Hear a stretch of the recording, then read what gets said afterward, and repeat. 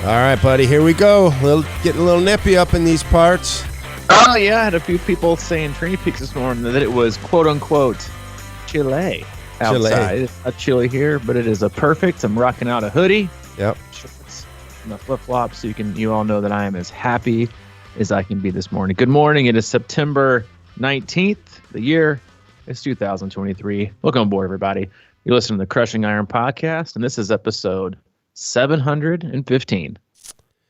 Yeah, 715, and you're in a hoodie and I'm in a beanie. It's beanie weather. Oh, you got a beanie on? Is that because it's cold, or are you losing a little bit of hair up top? Yeah, a little bit of both. But I had it on for a minute, and it wasn't that. It's not quite beanie weather yet. I was gonna say, you don't want to throw it out too quick, because then there's nothing worse than a sweaty noggin. Yeah, then you lose the glory of the real beanie weather. And plus, we have a lot of beanies left for sale. It's a perfect time to pick them up. Yeah, I think we should do a little post. Yeah, we got some gear, some great looking hats. And actually, if you want to preview that hat, you can check out one of our athletes, Ellie Keene, who is now the face of the Ironman Wisconsin website.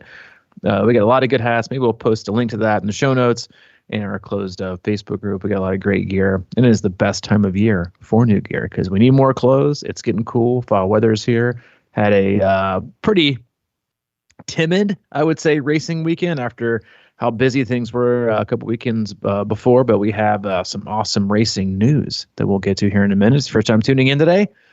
Welcome. We appreciate you giving us your time. We know you have quite a lot of options in the triathlon podcast universe and just podcasts in general terms of valuable. So we appreciate you tuning in today. We cover it all. We do swim, bike, and run specific podcasts. We do race recaps and also a lot of race previews. But for the most part, Mike and I, as coaches, athletes, best friends, we just sit back, relax, have an open, honest discussion about what we're going through in life, not just as human beings, but also as coaches and athletes ourselves. Mike and I work with a wide range of athletes all across the globe, from beginner level triathletes looking at the very first 5K or sprint triathlon, all the way up through elite level amateurs trying to get back to world championships and everyone in between from all over the globe. And we use the feedback loop we have with them and Training Peaks, emails, text messages, and the like to drive the discussion of the day. We also utilize our Facebook group. You can search that, Crushing Iron Group.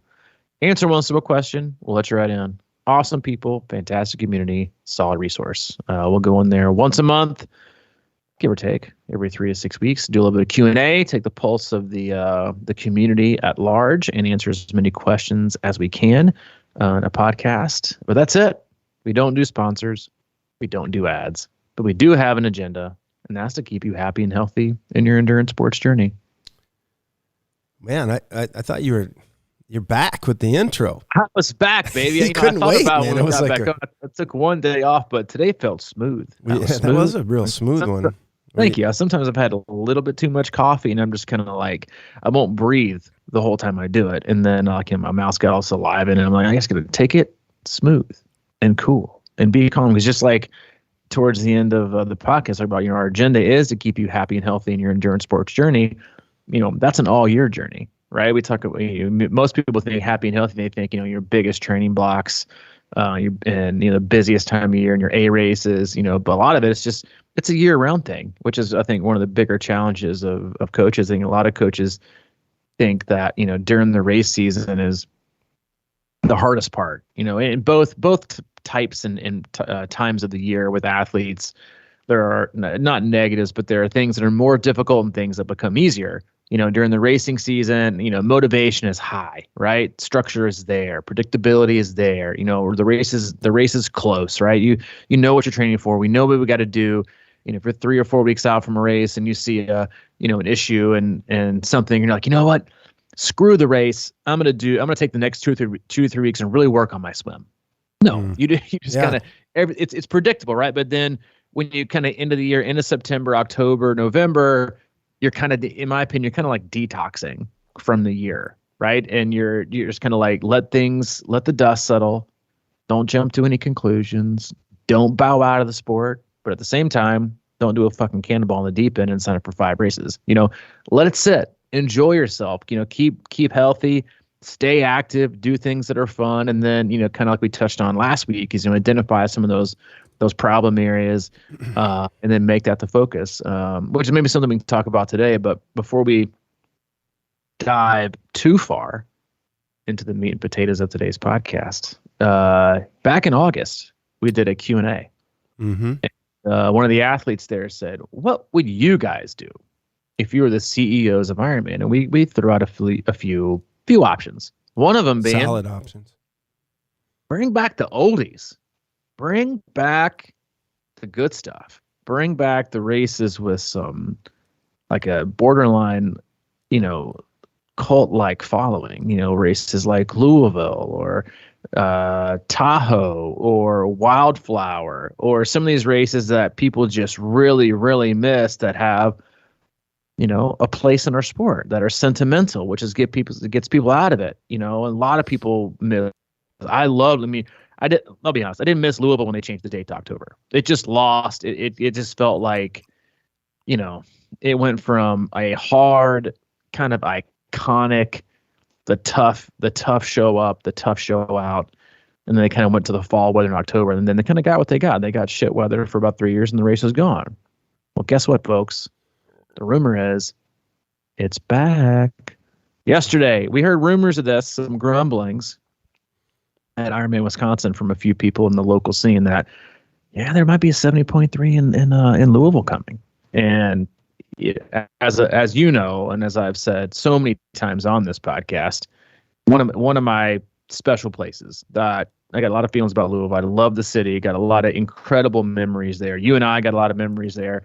One of our very first ever team races was there. It's just a really cool town for a race, and it was super sad to see it go. Well, it turns out that there is more than likely, I would say a 95%, maybe higher chance based on what we're hearing, as Ironman did a teaser yesterday, that 70.3 is coming back to Louisville. And guess what, folks? It's in the month it should be, August. Remember, it's August 18th. Everyone's like, it's going to be hot. It's going to be out. It's like a racing on the surface of the sun. Yeah. Who the fuck cares? It's August, baby. Bring us back, Ironman Louisville, whether it's a 70.3 or a full. My hope is that when they announce this, it is on a rotating basis. They do kind of like they did Des Moines, 70.3 one year, full the next, or even 2-1s like St. George, like Coeur d'Alene, like they think they're going to do with a lot of races. But I think it is an incredible idea. I can't wait to see this go live, and I predict it'll sell out within a month. And I can tell you, one of those registrants, it's going to be me. I'm talking to him. You're talking to him right now. That's yeah. That is like, what that reminds me of is like, the only bands tour. Speaking of oldies, it's like the only bands that even tour anymore are the guys that are like 80 years old. They're playing all the old hits. People want it. Tour right now. It was the memories that that was the first race I ever watched. I was like, what is this thing called, Ironman? What? I went up there and fell in love with it. And to your point, man, that was always the thing, right? I did that race in the fall a couple times, and it just left a little be desired for me. I wanted revenge on that last heat race we did, and they moved it the next year. And I mean, it ate me alive, and that's exactly why we wanted to go back with it. It's just the challenge of getting back there. So yeah, if they do the full again, I may have to come back out of retirement. You won't be in for the half. Actually, yeah, because I'm not doing fulls. I'm doing oldies. And I was gonna say, man, it's like talking about going back and forth, talking like we talked about before the podcast. Maybe the topic of the day is like, don't make a decision. Yeah, right. Yeah, you better fucking be there. You better. I'm dropping a lot of F-bombs today. Apologies. I'm pumped for Louisville. I am. It is. I've got unfinished business there to a degree. It was the last Ironman that I attempted before I got sober, and it was the first Ironman that I did after. And I got that's probably will go down. Besides maybe the one in Wisconsin, Hayden was just born, and that you and I did that one. Louisville to me probably inches ahead of that one for me. In the race that you and I did, we're one of the last ones in the water. Just this real, very, very special day. The last time it was in August, and I can never forget your mom rolling around Louisville with her backpack and the thermometer going out of her backpack, and it read like 120. And it was just like, and I loved it. And I bring on the heat. I think it's fantastic. Enough of the soft races. Bring it back. It's good for the sport. And I can tell you right now, I guarantee you, once this goes live, 10 to 15, if not more, 20% of people that sign up for the race are going to be, I'm back, baby. They are going to be coming back from time off. Locals, Louisville's got a huge triathlon scene. It's so close to Indianapolis. It's pretty close to a bunch of other big kind of Midwest tries. It's going to blow up. And a lot of people who've been on the couch, who've been out of the sport, this is going to be the jab, right? The jab right there in the side. That's like, yep, I'm back. This will get me off the couch. This will get me back in. And I think once this goes live again, that for everything we're hearing is pretty much a done deal from whenever Ironman announces it, but it is going to go like hotcakes. And I think the demand is going to be through the roof. And I think it's fantastic, and I can't wait. Yeah, I can't wait either. I definitely will be there. I'll probably do it. 70.3. I don't know. It remains to be seen. But like we were saying before the thing, it's just so funny how you get done with something so hard like I did last week in that shit show that I went through. And, you know, it's kind of like deflating, and you're like, what the hell? And you went through all this, and then you're ready to just kind of take it easy for a while. It happened like for 3 days. I was like, I don't know about this. I'll figure something else out, whatever. But I am back. I mean, it's like I always come to these conclusions, you know, like I've talked to you before about how, you know, as a guy who is going to be 60, I have a lot of friends who have just given up, you know, and they're, you know, basically in a situation where it's a problem now. And I don't know how you turn it around as you get to this age. I mean, I know it's possible and I've seen it and everything, but boy, does it get hard. And it just wakes you up into the point of, yeah, you can say you're going to give it up or whatever and blah, blah, blah. But man, I need it as a compass. And it's good to have hard things on your plate and to keep, you know, going at it, even though it sometimes might bring you down or be tough on you or whatever. But man, I am so excited about this off season right now. And like you said, that was a great way to put it, like detoxing or something, or cleansing out and then coming back out the other side. You know, it's back to that quote I had from that one guy about putting on the hoodie and locking in. And I'm in the place for that right now. It's sort of like, you know, it's time to lock in and do the things that you think about doing all the time.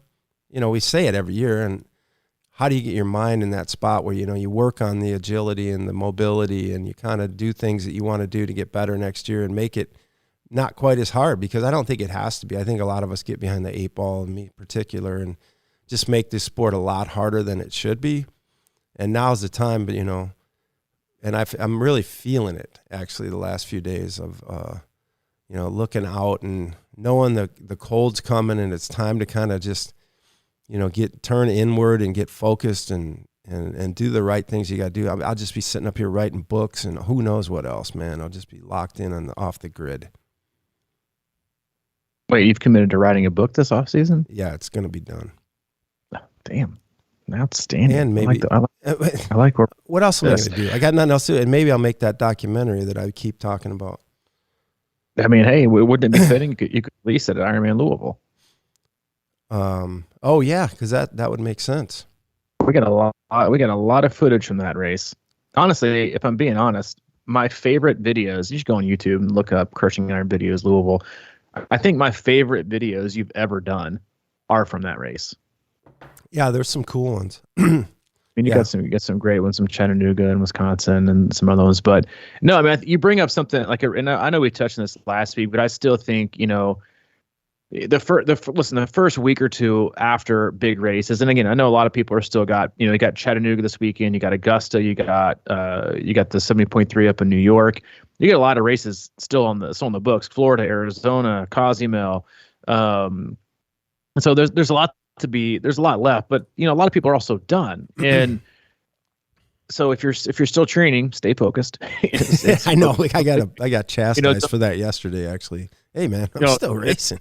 Yeah, like, you know, I know. Well, so I can promise you on Thursday, we will keep those of you still in the thick of things, amped up and focused and ready to go. And that's what we'll do. Thursday we'll talk about how to stay focused and dialed in for your late season race. So there you go. We promise we'll deliver. We are the podcast for the people. We'll bring it to you on Thursday. But today, for those of you that are that are kind of, already thinking about next year. You just got done with the race. I'm already jonesing to do Louisville. I got my spreadsheet out in front of me. I've already kind of working out the platform. I'm ready to roll. Spreadsheet. One of the things, that's how I like to work. I know. I could just see it. On spreadsheet. Working backwards. Exactly. Working way backwards, man. But one of the things that I always see with athletes is, the first 2 or 3 weeks, like I want nothing to do with anything, or I want to, get back in. One of the biggest mistakes I see, I think we may have touched on it last week, as I'm starting to work on the next kind of 2, 3, 4 week training blocks for athletes, is something that I try to make very, very, very clear for people in this kind of time of year. Is the thing is that, like, if you're done racing right when almost the best time of year to train is upon us, right? There's not as much, daylight hours, which is fine, but the weather is just so freaking amazing, right? Unless you are just a really, really, really horrific swimmer and you need to just commit to 3 to 4 times a week, and you got to do it now, as I'm all for that too, obviously, as we know. Then right now I would like shell things back to 1 or 2 swims a week and go ride. I mean, for most people, you could ride as many hours a week as you wanted to, as long as it was easy, and run as much as you wanted to, as long as it was easy. Like, this is the time, right? Because it wasn't just a month ago when people were talking about, I'm so ready for this heat to be over. It's 115. I mean, Hayden's first week of school, they didn't go outside for PE the whole week because it was 120. That was just a month ago. And now you're getting up and it's 55 outside. So it's really interesting. Like, so what people do though is they just kind of shut things down, and then they want to start back up. So even myself, as I'm kind of thinking about a race like next year, talking about not giving in and not putting things off. Obviously, we've got run camps coming up in November and February, and I've always kind of said, if you go back and listen to kind of how do our not suck at running or run slow to get fast, podcast is basically into September, October through March, April is the best time of year to run. I mean, a month and a half ago, you go out for a 30-minute run, you got to take like a Camelback, 14 goos, and 2 extra bottles of water and some ice just to stay cool. And the stress and the impact from it is significant. Like you're roasted. Well, now you can go out for probably an hour and 15, sometimes an hour and a half run on just water and feel fine when you're done because the weather is so freaking good. Plus you get all this fitness you just had. So as a guy like me, who's, like you said, thinking of working my way backwards, I'm thinking of, Louisville next August. It's going to be hot. It's going to be 105 degrees. Maybe you have to be training in June and July and August and the hottest times of the day here in Kansas. And I'm thinking to myself, well, what's going to make that less miserable? Getting in run shape right now. Mm-hmm. Getting in run shape, probably shedding a few pounds, getting not, too lean, but, getting in some good run shape. Because running is the one that takes the most out of everybody. Of all the ones that people will continue to do outside and still do things inside, it's, they'll ride on the trainer inside no matter what time of year it is. They'll obviously swim inside or in an outdoor pool, but it's running. They'll usually find a way to get it done outside. And there's really no way around it. So if you want to make things easier, then start now. But a lot of athletes do, like 15, 20 years ago when I was working like part-time with this vitamin shop, as soon as the end of February hit, we'd get a mad rush. Teenagers, young parents coming in for one thing: weight loss pills. You want to know why? Spring break, baby. I got to look good on the beach. I'm pale. It's March. I'm about to go to Daytona. I'm about to go to Panama City. I'm about to hang out on the strip. And I'm pale and I'm overweight. Give me some of those hydroxy cup pills. Let me see if I can drop 15 pounds in the next 4 days. Ain't going to happen. They do it anyway. That's why they sell, right? People look for a quick and easy fix. When the best thing they could have done is started 15, 16, just think about this, right? And don't think about the time. Think about how easy it is. Yeah, I really want to drop I want to get down to race weight, and I really want to drop 10 to 12 pounds in the next, month or two. That's insane. Not good for you. Will inhibit performance and probably run you to the ground or allow you to get sick. Yeah, I think by this time next year, going in my areas next year, I'd probably like to drop, maybe 10 or 12 pounds over the next 35 weeks. It's like a half pound or less a week. You know how attainable that seems? And what it doesn't require is a total, all-in approach on, all right, I'm giving up sugar, giving up dairy, giving up gluten, giving up bacon, giving up meat. I'm going to survive on air and carbon monoxide. That's it. I got this. And then, you last for about 2 days, and then, at 4 p.m. the next afternoon, you're diving in for trunk cookies by the gallon. So it pays off, right? And so take that analogy, right? If you want to get better, getting better doesn't mean going all in. It doesn't even mean going all in on triathlon. But, if you want to get better at running next year, start now. Doesn't mean you have to do the same amount of cycling or the same amount of swimming and add more running. That's a huge mistake athletes like to do. And one of the great things that I've learned, I think that we've learned over the last 2 years, because athletes, in my opinion, athletes can only strive and succeed under structure for a certain amount of time before they just need a break or they find a reason to rebel. They need to do things on their own. They need a little bit of guidance. It's like saying, yeah, the trail's that way, but not telling them what. They just need to explore. And one of the best ways for a coach to kind of see where an athlete is physically, mentally, emotionally is to give just kind of general guidelines. Go out today and run anywhere between 20 and 40 minutes. What number they choose tells you a lot. They're constantly, doing 20, maybe because they're not ready to run longer. Maybe because they don't want to run longer. So why would we give them longer? Right? Or you give them some extra, like in the next 2, 3, 4 weeks, there's quite a few athletes. I'll give optional extra runs. No, it won't turn red if you don't do it. It's just optional. 15, 30 minutes if you want to, if you need to, feel like it, do it. If you don't, move on. They don't ever do it. You're like, all right, that says a lot. It tells me where their head is, tells me what they want, tells me what they don't want. If they do every single one of them, all right, we're all about the run right now. Maybe we can scale things back in cycling and swimming. The thing you don't, and I didn't, that's how you see athletes burn out, is when they try to keep all three up year round, right? We always use like kind of the analogy that triathlon and triathlon training is very much like one of those whack-a-mole boards. You're at the arcade and the little thing pops up and you whack it, and the other ones go down, the other ones comes and whack it. You can't do them all three all the time, or you'll get burnt out. And trying to keep up with the same volume and adding more is overwhelming. Reduce some. This is the time of year to do it. Scale back in one, do the other. And just because you feel the need that you need to get better at running, don't force yourself to do something that you're not actually ready to do, because that's what happens. I really want to work on my run this off season.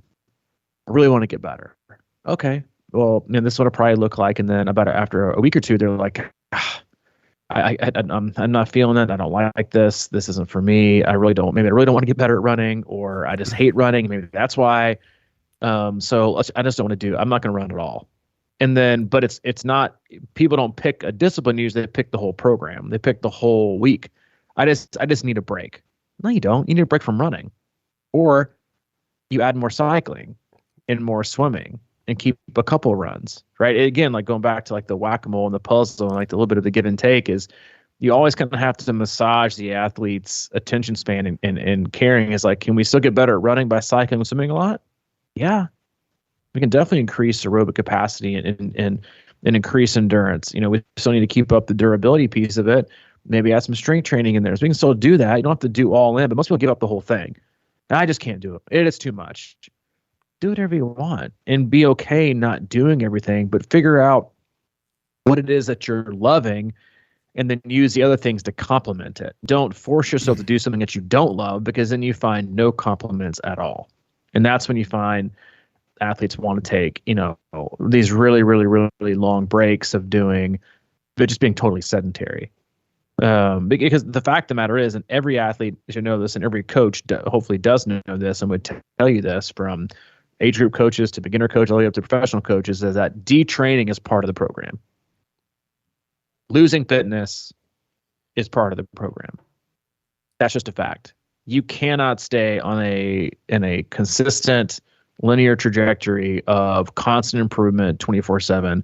You may try, but you will burn out, you will get stale, you will get stagnant, and you won't ever get to where you could be had you have really big block, deload, detrain.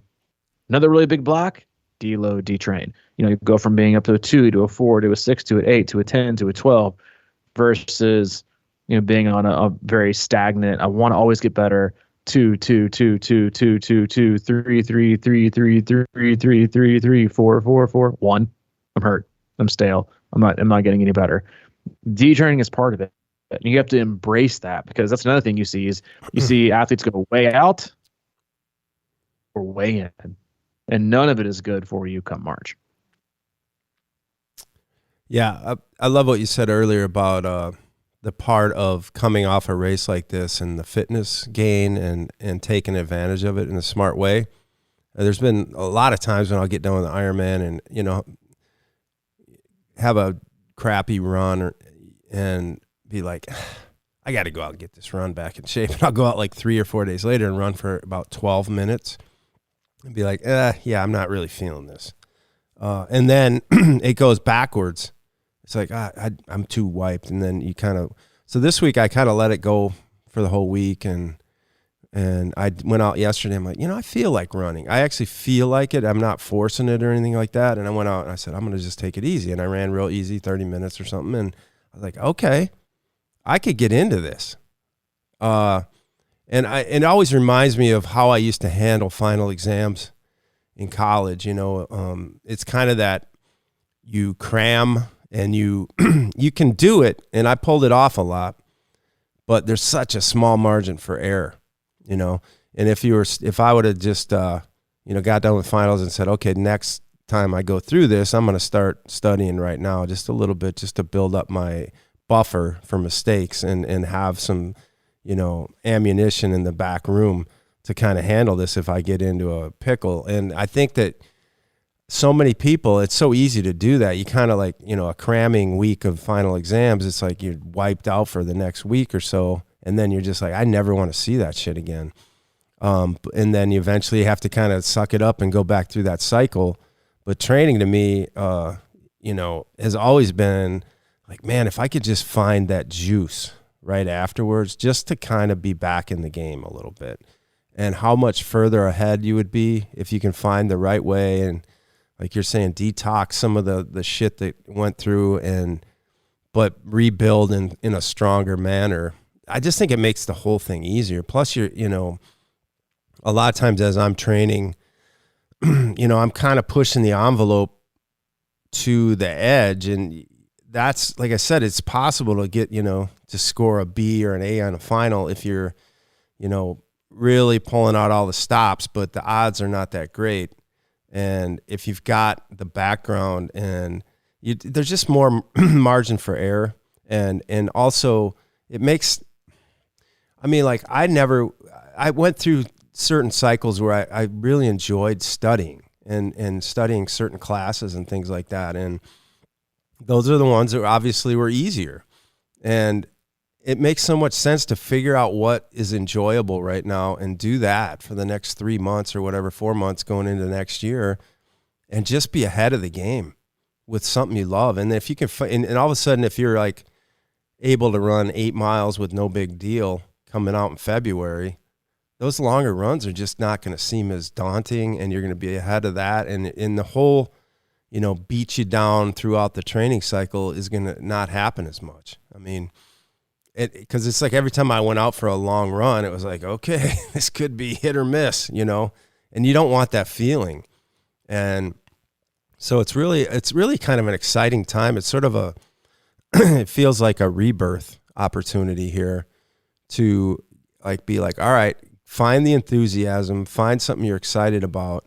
You don't have to be, doing Tuesday, Thursday, Saturday trainer rides all the time. Just figure out what's making you feel good, kind of get back to the basics of your body, the shell, and figure things out and just do it now, because there is time. It's like the procrastination aspect of this sport of life, I think, is what causes most of our problems, You can put shit off, and the next thing it's like a month later, and then you still have a little time, but you're kind of cramming to get that thing in. Well, like you said, man, you don't have to do anything crazy. You just got to kind of get out there and just start building it. And in the long run, that stuff will just be so much easier. And I think it actually may create, it may create a better experience in the sport and longevity in general. I think that's what a lot of us, I know a lot of people in the sport look for that because there's such a roller coaster. But let's just keep it. And, we both coach people who just kind of go about their business and they just do triathlon. That's what they do. They get up, they run a little bit, and they go to work. And then at night they may hit the pool or whatever. It's just what they do. It's not like something you got to pull your hair out and be like, God, I got to get out there. It's just part of the deal. And I think that, to me, is the secret for this sport. Build the base now you want to build off next year. And I mean, I love what you said about, just going to being the ability to just go out for a 90-minute run. Because, everyone thinks like, why am I doing these long runs, now? Or why am I doing this now? My race isn't forever ago. And then, of course, when they get close to the race, they're like, why am I not doing longer? Why am I not, why am I not running longer? It's always, I'm doing too much, I'm doing too little.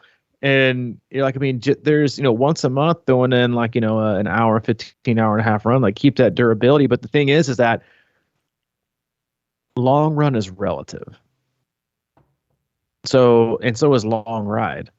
If you build up the fitness enough, every other week, you can go out for an hour and a half run, and to you, it's not long. You're not stretching yourself thin. You have the ability, you have the fitness, you have the durability to do it, and come in, grab a shower, eat some breakfast, and go on about your day. Like you just went out and you just went out. You don't go out for a long run where you got to prep. You got to, be in your Normatec boots the previous day. You got to have half a pizza. You got to get real nervous for it. You got to set all your stuff out. Then, the morning before, then you got to get done. You can get back. Got to take an ice bath. You got to do all these things. You definitely got to post about it on Strava. And no, you just go about your day because you just went out for your run today. That's it. Like having the ability and the aerobic ability. And that's like one of the things that you see as a coach that's so incredibly, honestly, frustrating is that a lot of athletes use this time of year and will use this time of year because it's the only way they can get motivated, and they'll just drill themselves. They'll absolutely drill themselves. You know what time of year it is, baby? I'm going to raise my FTP. I'm going to hop on Trainer Road and Zwift, and I'm going to raise that FTP when, the likelihood of them actually really knowing what the FTP is probably very minimal, and knowing what kind of energy systems they're using to get their number is minimal. And then how it even relates to being a better triathlete for what they want to do. You ought to be getting the best that you can do is because what happens, they'll do an hour, then they're so shelled that then they'll come out and they'll do very little. They'll do 3.5 hours a week, but I'm building my FTP, man. Building it. Just raised it 6 watts. Can you believe that? I was on a 4-week program, 6-watt gain. Meanwhile, the other guy, is out riding 4 days a week, one day on his gravel bike, one day on his road bike, the other day maybe with his kid, mountain bike, and then the day it goes long, getting in 6, 7, 8, 9 hours of cycling. Want to know who's better? That guy. He is the better cyclist. He is without question the better. And you know what he also probably did? Raised his FTP more than 6 watts. And got in volume and took it so easy, he can do other things. Probably ran a lot more, probably swim a lot more. Just getting a lot of volume. And he's going to be a better athlete for it.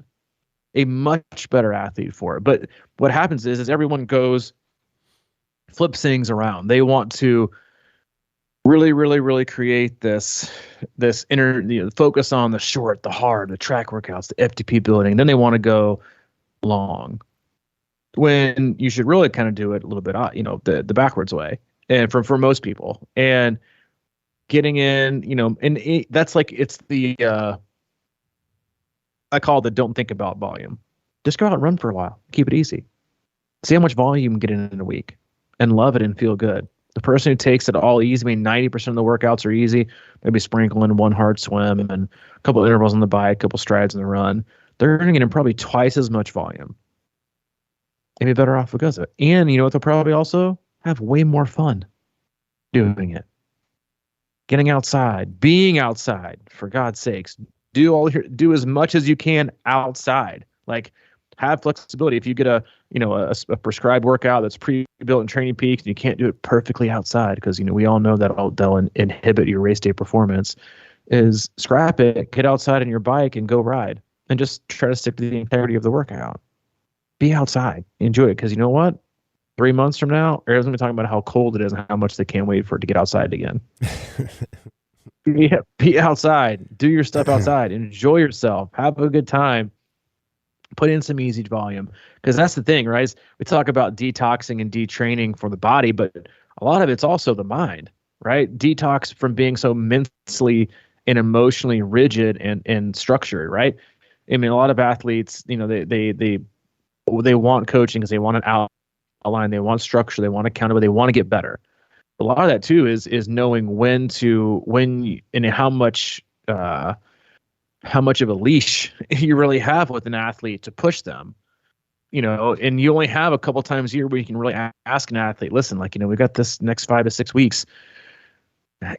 I really need this to be done. But you can't ask that 52 weeks out of the year. You have to let them do kind of their own thing, right? And make their own choices and enjoy it, while at the same time getting fitter. Because then when you ask them to be a little more structured, they're going to be in better shape for it. But again, most people, they go about their off season totally wrong. They either go away all in and go all in doing the wrong things, or they go all the way out. And both can lead to regression, being stagnant, being stale, not getting any better, getting hurt, working your way backwards to a degree if you're working on things in the wrong way like that. There's just a lot, and it'll make things easier. If you want your season next year to be better, you don't have to focus on your race now, but you can just focus on you. And I think that is something that a lot of people struggle with, and that needs to be said again, is you don't need to focus on next year's race. You need to focus on you. What do you need to get better? Maybe it's getting better mentally. Maybe you're a trainer and not a gamer. All right, hop in some 5Ks. Let's fix that. Go out and race a ton, 5Ks, 10Ks, 1 milers, whatever it is. Just go out there and almost, let's say, like, learn to be clutch. Learn to be on it. Like, just do things that and maybe that's what you need to improve on. So improve that. You're not thinking about one race, because it's hard to get up for a race a year from now. But focus on what you can get better at. Same thing goes for running and cycling. So think about what you can do now to get better. For strength training, do some of that. But you just have to think short term and keep it fun and energizing. You can't just say, all right now starts our, you see athletes all the time, like they'll post, all right, I just started my 28-week build for Ironman Wisconsin next year. And you're like, oh my God, that seems like forever. How can you stay focused for that? Like, yeah, it's in the back of your mind, but you better have something in between. And you better have things to focus on. And that shouldn't be your focus. The focus should be on you and getting better. And what do you need to get better at? And then also, what do you want to get better at? Because a lot of people, again, go back to what I said about letting an athlete's kind of brain lead their way, is a lot of people know that they want or need something, but then they can also recognize that, what, I just know I'm not willing to do that. Dieting is a great example. I know that if I just gave up X, Y, and Z, that I'd be, I could probably lose these next 5 pounds. But they're like, you know what? I'm not going to do that. Mm-hmm. I'll be a miserable human being. I don't want to do that. But what that does mean is that, but then you say, so what can you do additionally?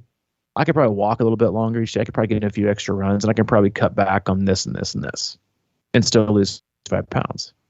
So there's a lot of different ways to do it. And the same thing goes with, with cycling and running, is, figuring out those things. You know what? I know I need to be better at cycling, but God, I just hate it. Okay. What can we do to allow you to get better at cycling without making you kind of realize that's what you're doing? It's like, and I think parents do this all the time with their kids, like tricking them into doing something that, they really don't want to do. But you reframe it and they're like, oh, I'm in. I want to do that. That's very, very, very similar to things you have to do with an athlete. Is just kind of, hey, what do we need to do here? What do we need to do here? How do we get better? And you might not think it, but this is actually what we're doing. We're actually are getting better in a way that you like and enjoy. And that's kind of one of the nuances of coaching. Mm. Yeah, that's such a great point, man. It's like, I think about, I've been doing triathlon about 10 years or whatever. And this year I went into this race with a bad sore wrist, a sore right shoulder, a questionable right hip. And what else? Oh, that sounds like plenty to me. I know, but the point is it's all on my right side. And I think a lot of people kind of deal with it. I'm a right side dominant person for sure. And I think over the years, I just, for whatever reason, have gotten just too, it's an easy fallback. I think about drumming and I when I try to play, it's the little things that you can work on. Like my left hand was always a little bit weaker, so I'd have to spend time with that. And you work on your left side or whatever, you work on the balance of your whole body. And I always think triathlon is all about balance, because if you're, one side dominant, you're just crushing that side, hurting the other side, vice versa, whatever. And now it's really the time where, I used to work on that left hand or the left foot and try to get that better. And I would just become a better drummer because of it. And now is a really good time to kind of, at least like as you were talking, I was like, wait a minute, this is what's going on. I got this, I got the right shoulder, I got the lower hip on the right side. I think I'm overwhelming and it's just been catching up to me. So now's the time, to do things like that, to build your other side up and work on the balance. We talk about it all the time, but that's like the hardest thing to do. And like you're saying about tricking, kids into doing something, and then it just becomes better. I think that's what would happen, is if a lot of us sort of worked on these little issues that are kind of a nuisance that keep nagging at us or whatever. And I've always had these kind of issues on my right-hand side. And I think it's just because of overwork. And I always try to think about it, but I think it's time to really start working on that balance and, that mobility on both sides and that fluidity and things like that, just to take a little pressure off and just make it smoother. We've all seen people that I think we just do that, naturally. It's like, we're getting tired. I'm going to take over with my strong side. And the next thing you know, you're doing, 80% of the work on one hand or one side of your body. And over time, I think that just takes away and it leads to injury, of course, and which I've seen firsthand. But I think it's something to think about. And it doesn't take a ton, probably. It just takes a little bit of commitment and focus on that right now to work that out. I just really believe in stuff like that. And it helps the overall picture, right? Like, you don't take, if you think about, doing like, again, 10, because they're right about things in there. And that's just how we live, right? And how the world is I want it right now. If I'm doing it right now, I want it right now. I want it right now.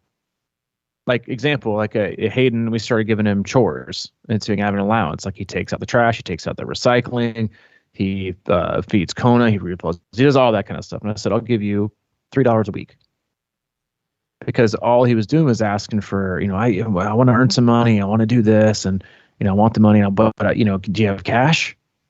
And he wants to spend it. Everybody has like burning a hole in his pocket. I want to go to the store and buy a drink. I'm like, what? No, save. It's like he for whatever reason, like he's obsessed with starting a landscaping business. He's like, how old do you have to be to push mow? He mows like half our backyard. How old do you have to be to ride a standing mower? How old do you have to be, a sit mower? How much is a trailer? How much is a weed eater? How much is a rack? How much is this? Like he wants to know how much it costs because he wants to start his own business. And so, all right, well, I said, I'm not giving you cash, and we're giving you like one of those green light cards you can start saving for kids. Mm-hmm. So in the last month, I'm like, all right, I'm not giving you any money. I'm going to put these $3 in your account, and you can have, and with the green light, you can like save some, put them at, you can have whatever account you want. You have a couple different ones. You can keep one in a spending money account, one in a savings money account, and one for like a goal. So he's got a spending account, a savings account, and then he has a goal account, which his goal is to save up $10,000 for his landscaping business. And you can get like, friends, family, like me, his birthdays. He can not ask for toys. He can ask for money to put towards his goal. So anyway, ever since we started doing that, you know how much money he spent? Zero. He has moved all his money over to the landscaping company goal, which is to start his landscape business. He's like, no, I want to do this. I want to save for it. Nice. I'll let him be my first client. Or I'll be his first client. It may charge you a little bit because you have to make a big drive, but we can work something out. Just consult. But the point I'm trying to make here is the difference in I want it right now and what I can get in the future. And what I heard you say is like, especially because it's such an important topic, because whether you're done racing or you're still racing, a lot of people right now are having to maybe skip a run here and there because their Achilles is bothering them. They maybe have to skip a swim or two here and there because their shoulder is bothering them. Maybe they have to skip or two, a rides because of whatever reason. They got a bad fit, or their hips bothered them, or whatever it is. Losing time now when there's a high likelihood, had maybe this time last year, maybe you've done a few extra mobility exercises. Maybe you done some strength and foundation work. Maybe you did your, my athletes, your lunge matrix before you run. All these things, you look at what you're missing now, you could have solved 8 months ago. So that is a point for everyone, whether you're in your final block right now or you're done. Think about why you had to miss it and what you needed to miss. And can it be rectified? Yeah, it can. So you think about right now, it's like right now doing a little bit now might not make you gain 10 hours of cycling or 50, 60 miles of running. But what it might prevent you to do is not miss it next September. Because everybody wants to know about what they miss. I don't know, I can push through, right? And then they get hurt. A lot of this can be solved right now. Doing the right things, doing them at the right time, doing them the right way. You're not going to see giant gains, but what you will see are giant gains later, because you know what? You're not going to miss anything. You're healthy. You're doing things the right way. You're not doing irresponsible things. You don't have to. And when you stay somewhat baseline, tread water, you don't have to do a ton either leading up to the race. Feel like you're behind. It's the worst feeling ever for a triathlete. I feel behind. Usually an athlete that feels behind is one of two things. One, you started training way too late for the event. There's nothing you can do about it, but go to the start line healthy and do your best. Or two, you sign up for a race that you really had no business signing up for, given how life is going. The rest of it is just making your way through. But there are a lot of things you can do now to set yourself up for a better, because we always talk about the best, there's a famous quote, the best ability is availability. Not athletic ability, it's availability. And that means availability to train. And I think on our first 100 podcast, there was a graphic that I was reading about sports performance and reaching goals, and it said you are 80 something like athletes who are able to complete more than 84% of their training are 10x likely to complete their goal than those who don't. Didn't say doing epic workouts, didn't say doing running for 3 hours, didn't say doing race sims, just said being consistent. Being consistent. That's it. Being consistent. And that goes to not being sick. And I came across like a note on my notepad the other day when I was looking at, maybe it was like a Zoom I did like last year. I was looking at characteristics of the best performers that we work with. And the top two were consistency. And then the next kind of like B and C, where B was they only had 2 injuries, the entire injuries and niggles defined as only missing a week of training, and then less than 2 sicknesses per year. The sickness defined as missing four total days of work, like in a row. Mm-hmm. Those are the biggest ones, not, had this special chromosome that allowed them to jump, 10 extra feet or put a 40. It was just availability. doing the things that allow you to be available to do more things, to do them more often, and that could be, we talk a lot about swim, bike, and run stuff. It could very well be nutrition oriented, fueling. Get your fueling right. If you're not raising your potential, get your fueling right. If you feel like you're not, if you're, relying too much on, sugar and carbohydrates and super quick stuff, and your glycolytic system is going through the roof and everything you do is burnt out, you're going to burn through everything and you're going to bonk every race. And work on that. There's so many. That's why the sport is so great and so challenging and so addicting, is that there's always something. The sport is so complex and there's so many kind of intricacies that you can always find a way to do better and to figure something out. And so that, and again, there's one of 12 things you can pick to get better on. Surely one of them will kind of get your juices flowing and get you eager and pumped up to do it. I'm with you, man. You're right. There's always something there. You got to find that thing. Get you pumped. What's your thing going to be? What's your thing going to be? Well, my thing is going to be, I think really it is about body balance and strength and just like really wrapping my head around the long-term project and just realizing that little steps in the right direction are the best steps. Also, that goes for everything I want to do, whether it's writing the book or documentary, it's just got to happen. And the consistency of it is what makes it happen. So, I mean, it's like it's not the medal, it's not the big race, it's not the podium. I got to shift. I mean, I think we all fight this sometimes. It's like, sometimes when you get in a groove, then shit like that stops mattering too. And it's just coming down the pike and you're not really even concerned about it. But to always think about your race time and all these kind of things and put that kind of pressure on you. I mean, that's sort of natural with a lot of people, I think, but finding joy in the process, that's the trick. And that's my focus. I love it. I love that. You know what? I loved this podcast today. Good. I did too. Wrap it up there. We've done the podcast 715 times. So, we haven't had an end in mind. It's just sort of keep showing up and it takes care of itself. It's a great point. Before we leave you today, I will say that I just got word on the ground that there will be a press conference at 2 p.m. today. I just got that same text from somebody. People burning the ears when they want it to go live, but you know what? We don't ever reveal our sources. Per inside source is what my guy said. Per inside sources. 2 p.m. press conference. Oh man. Oh, the world we live in. But you know what? I'm pumped. Can't wait. I'll be one of the first ones to sign up. Book it. I'll be there. Race kit and all. As always, we love you guys. We appreciate you. Appreciate you listening. We'll come to you on Thursday with Race Talk. For those of you still training, you're probably feeling, what about me? I still got a 5.5 hour ride this week in a 2-hour run. Mm-hmm.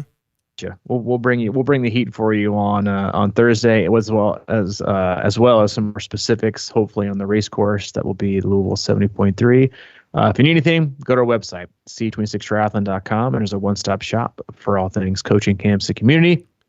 Anything from Mike, he's available, crushingiron@gmail.com. Or if you need anything from me, c26coach@gmail.com. Yeah.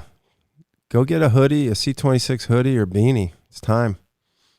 It's time. Gear up. All right, buddy. Well, I guess I'll talk to you on Thursday. No, you'll probably talk to me later today when I get more Louisville stuff out. Oh, that's right. We're going to have our Louisville conference. Yeah, we'll be live at 2 p.m. I can almost go out on a limb here and say that'll be a team race. Oh, it's got to be. Yeah. So it's got to be. Yeah, put that in your calendar. Book it. Team race. Book August it. 18th.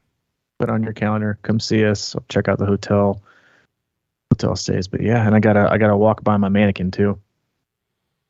In Louisville? Do you remember that? Yeah, I do. Used to be, on the. This is way back in the day. It's probably who knows what's there anymore, but way. This is like after hours chat. This was This is before I got sober. Must have been. Yeah, I think you took the picture. I got several pictures of you before. Including one at the microphone of Got Milk at the booth. That's right, with my Edley shirt on. Yeah, that was there. I think the year that I did it, the first year I came back, and then is when we walked by the same place, and there's walking from the hotel. Oh, that mannequin. Yeah, that mannequin. We stayed at the Marriott or somewhere. Yeah, we'll put that on the new website. We stayed downtown, but there's always this, what kind of shop should we call it? Adult bookstore. Yeah, that's right. It's an adult bookstore with, some catchy, provocative items in the window. And they always have this like mannequin out there, with just all sorts. And I always kind of stop and like take my picture. It was most certainly, the picture that I'm remembering was most certainly after I got sober. Because I remember stopping to take the picture with Allie, and I believe you weren't in the picture. I think you took it, but I remember how calm. I've never been so calm before a race, and so happy and so grateful. Obviously, it was an August race.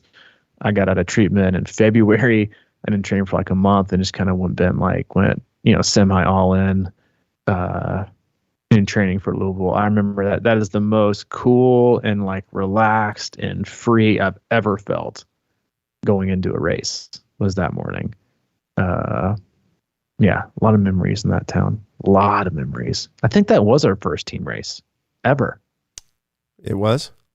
I mean, I think it had. I'm almost certain it was. We had 20 plus people do Louisville the last year, and they all finished that. It was like rain, sleet. Not the year you and I did. Oh, that year. Okay, yeah. Yeah. Well, I mean, when the year you and I did it was a team race. It was just you and me. It's true. It was the beginning of the team. Dude, our entire team was there. My mom was. Yeah, that's such a great race, great venue, great memories. It's funny that like we waited for that whole line. I just almost remember it took like a half hour. We were just standing there. I had that crazy serenity feeling about that. I did. I got like super emotional during the national anthem, and just watching everybody. I was just insanely grateful to be there.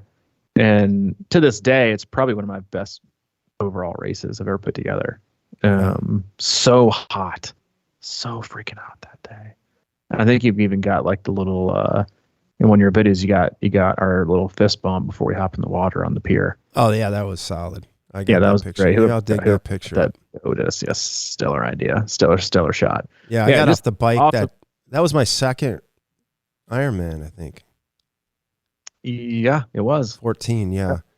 Yeah, it was because the year before it was just a year, right? So the September before that was the one that I was at, and then I got sober 2 months later. That's right. Yeah, I got off the bike 25 minutes faster than I did the year before, 20 minutes or something like that. 25, I think. And absolutely imploded on mile 1 of that run.